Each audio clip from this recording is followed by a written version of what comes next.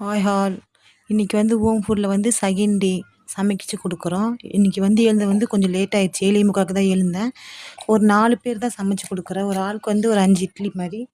மொத்தம் 20 இட்லி கணக்கு வரும். அப்புறம் வந்து நேத்து வந்து சாம்பார் சட்னி செஞ்சு குடுத்தேன். இன்னைக்கு வந்து முட்டை குழம்பு மாரி செஞ்சு குடுத்துடலாம்.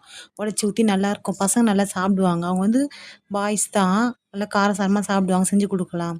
இது வந்து நாங்க ஃபர்ஸ்ட்டே ஆரம்பிச்சு செஞ்சுட்டு இருந்தோம். அதுக்கப்புறம் வந்து செகண்ட் பேபி வந்து கன்சீவ் ஆனால செய்ய முடியல. கொஞ்ச நாள் வந்து கேப் ஆயிடுச்சு. இப்போ வந்து திருப்பி வந்து பாப்பா பொறந்து ஒரு 3 மாசம் ஆயிடுச்சு. சரி திருப்பி வீட்லருந்து செய்யலாம். நம்ம வீட்டுக்கு ஒரு 4 பேருக்கு சமைக்கிறோம். சேர்த்து ஒரு 4 பேருக்கு சமைச்சு குடுத்துடலாம்.